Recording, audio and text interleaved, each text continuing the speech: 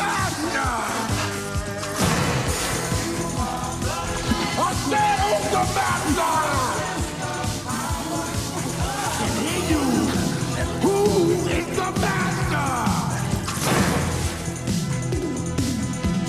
There is one place that you have not looked, and it is there, only there, that you shall find the master.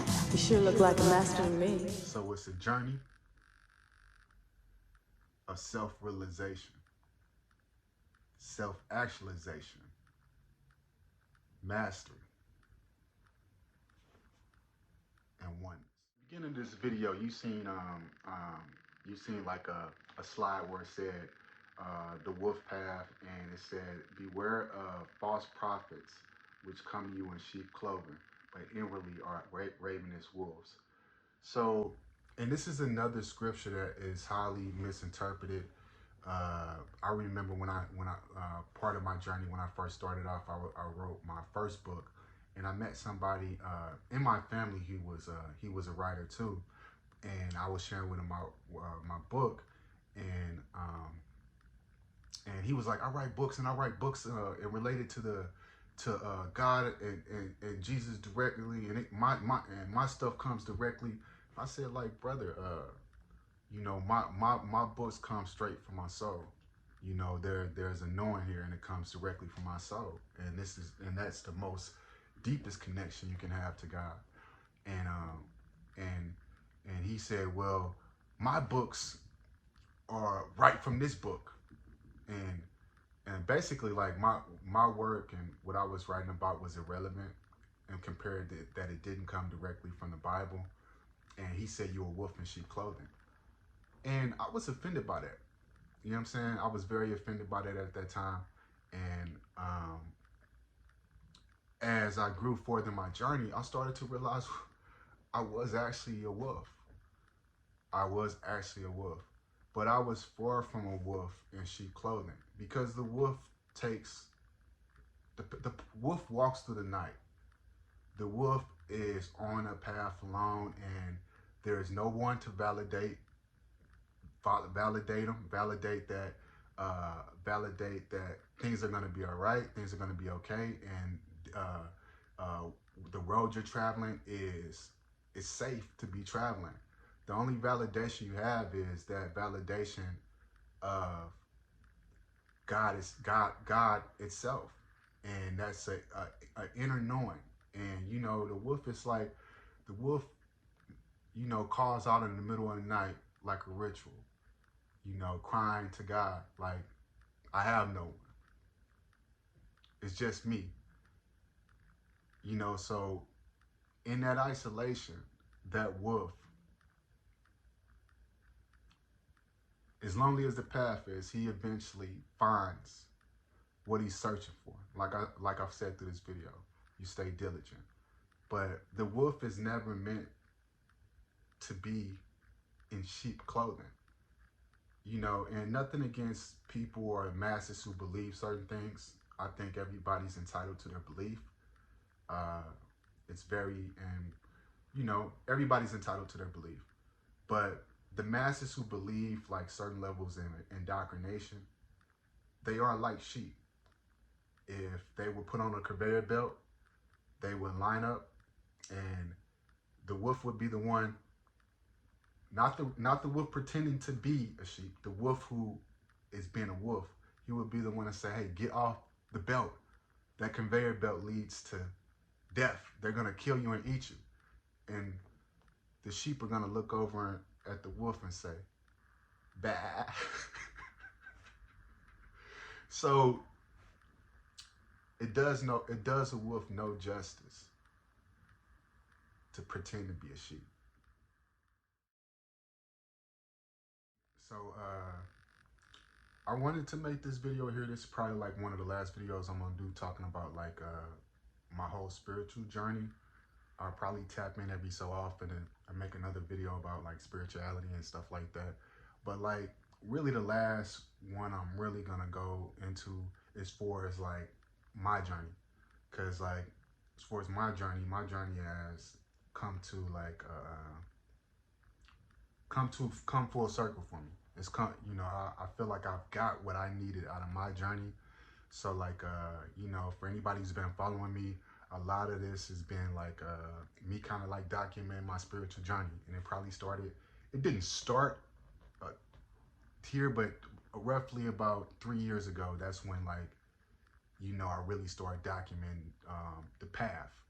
And the path was me intentionally seeking to understand and establish a relationship with God and understand like understand God, the whole metaphysics of everything, and just me gaining my own understanding. You know, like outside of everything I've been taught, everything that I know, in the whole journey, like I don't necessarily feel like I chose it. The journey kind of chose me. You know, the journey kind of chose me, and I went on the journey, and you know, and the journey is very interesting uh, because once you go on it, you're moving into like a level of uncertainty, and you continue moving to uncertainty, and it's gonna challenge everything that you ever known. And I'm gonna tell you like the most uh, hardest part is like learning new knowledge and having being confronted with people around you, and you know new things and you try to express these new things, but it really is above like the people you're around, their consciousness, and they're unwilling to accept like the things that you're trying to talk to them about, and you find yourself kind of like in this very lonely space to where you're of course evolving, but you're also like isolated because like the information you learn and you want to give it to everybody, but you feel like it's not meant for everybody. You're called, but few are chosen, because it's only a certain few people that are capable to walk a path in which they're going to deal with certain levels of persecution, where they're called crazy, where they're called weird, they deal with humiliation, because the to enter the gates of heaven here on earth is not like walking into like wealth and riches where everybody celebrate you. It's not popular. You know, you're gonna have to exhibit some characters that really truly show that you are willing to walk in the spirit.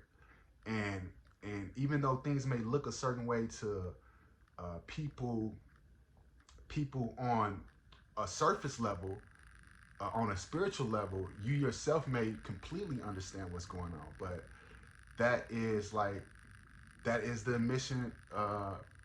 That is the mission to building this direct relationship with God.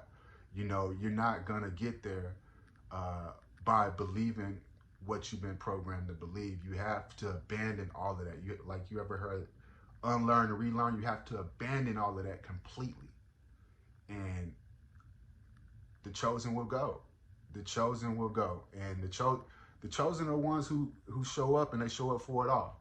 You know, regardless of what comes with it, they're willing to go through it.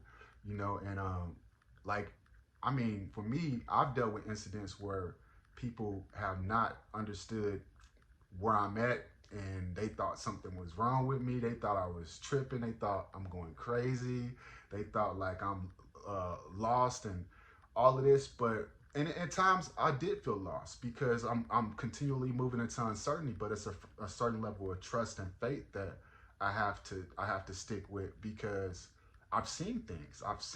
I witnessed things that I've never witnessed in my life over not only this last 3 years, but the doggone 4 or 5 years building up to me intentionally seeking God for myself.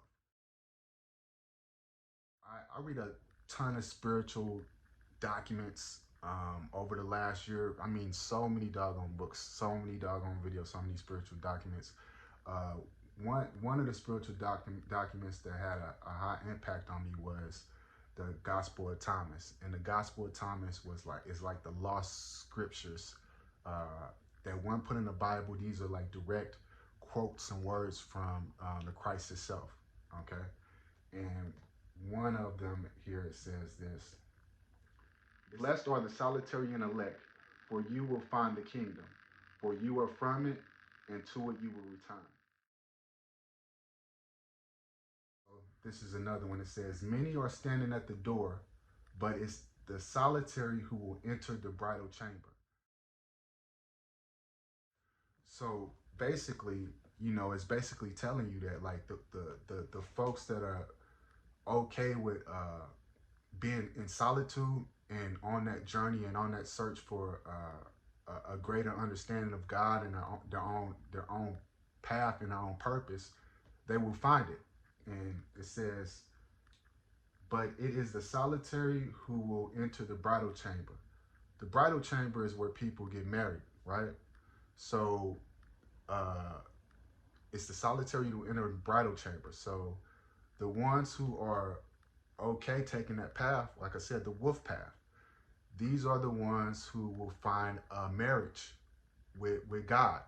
And this is the same thing that Jesus was talking about. And I personally like to call him Yeshua because that is the more accurate name. But this is what he was talking about when he said, I am my Father's son, me and the Father are one. This is a marriage. This is the marriage that that forms between you and God. And Jesus, let's get into this. Jesus was the man. Christ was the energy and the light of God that gave him the insights and gave him the knowledge of God. So like the truth Christ spoke and the knowledge that he had came directly from that connection, building that connection, that marriage between him and God. And he was one of the people that were like on the journey, the wolf path. You've heard the stories. He spent like adequate amounts of time in the desert. He was diligent in his searching and diligent searching for that connection. And that's why there's not much documents and stuff on Jesus prior to him showing up at 33 years old. You know what I mean? He was on a path for quite a bit of time. I wanted to just get into this and share some of these scriptures here as far as the Gospel of Thomas and kind of do some breakdowns. For anybody on the path currently and trying to find their way. He who seeks will find, and he who knocks will be let in. So it's like, be diligent. Keep going. Blessed are you when you are hated and persecuted. Whenever you have been persecuted, they will find no place. So basically, it's like, when you take this journey, just as, Jesus was on the path and he showed up and he dealt with a lot of conflict and he was persecuted for him speaking the knowledge that he was bringing to the people. And it's basically saying, look at things from a different perspective.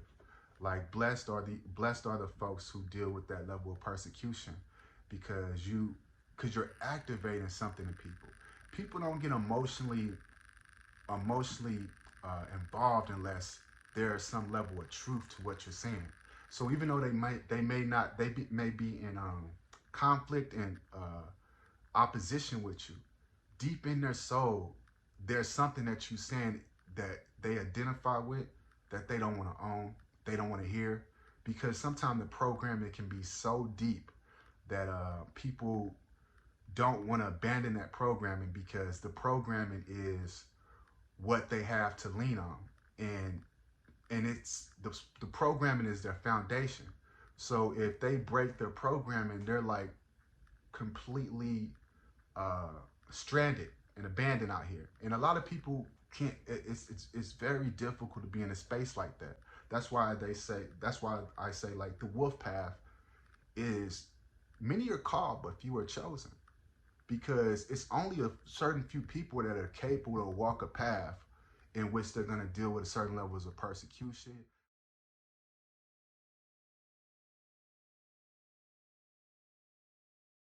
This is a very important one here, for everybody that, that has been programmed to believe that, you know, seeking heaven, you know, is something that you're gonna find once you suffered through life for 60 years and you've been righteous, then you're gonna find heaven there. You know, a lot of things, and especially with in the Christian religion, is the indoctrination, and that comes from a level of fear.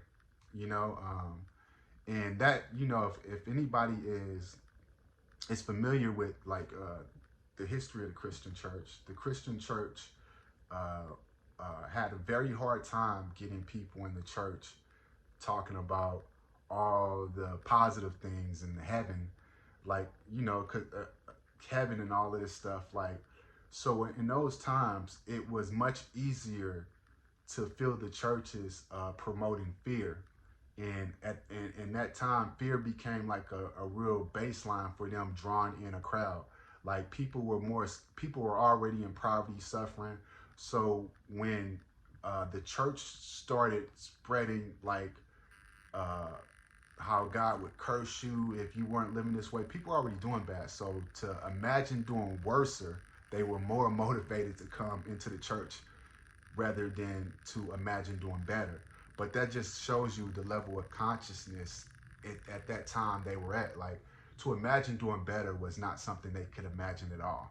So the church was not capable of filling the seats by giving people an abundant or a prosperous mindset. They were able to fill the seats by taking away, by putting fear into people of losing what they already had, which was not much. So that baseline of the church has been like kind of like a streamlined system that's been going for centuries, and it's still kind of in the church. But if we start digging into these scriptures and really read them with abandon like all that level of consciousness and programming, you'll start to see these scriptures in a much different way, you know. And let's see here. It says, the kingdom is like a man who had a hidden treasure in his field without knowing it. And after he died, he left it to his son. The son did not know about the treasure. He inherited the field and sold it. And the one who bought it went plowing and found the treasure. He began to lend money at interest to whoever he had wished. This is very interesting scripture. It's saying sometimes we can overlook what God has given us because we expect wealth and we expect treasure to look a certain way, you know. And the truth is, and what I found for myself, when I started this path, it was like, I'm gonna learn God, and I'm gonna once I learn God, I'm gonna learn to manifest and get rich, and I'm gonna be rich real quick, you know. And over the time, as my mind developed, I started to understand what true wealth was, and I started to develop a different perspective on wealth, and I started to see people who were very rich worldly uh, abandon themselves in a lot of ways to obtain that wealth, because this is the way this world is set up at some level, to where to obtain worldly riches, you have to, in most cases, abandon yourself at levels in which you go and interact with people, in which you abandon your morals to just get some money, because you may be hurting. There's a lot of ways in the world that we subtly abandon ourselves to chase like a worldly fortune. So as I traveled the path, I started to see a different level of riches. I remember when I first got on the internet, and I was talking about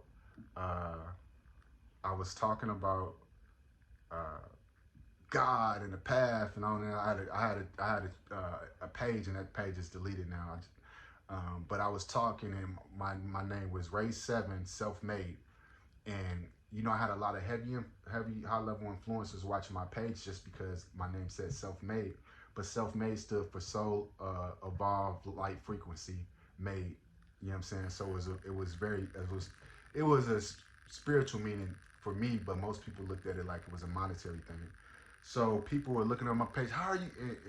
And I started to you know when you can see things that are directly connected to like what you're talking about, and people were kind of sending like subliminals and stuff. And maybe I was tripping, but for me, I don't think I was tripping.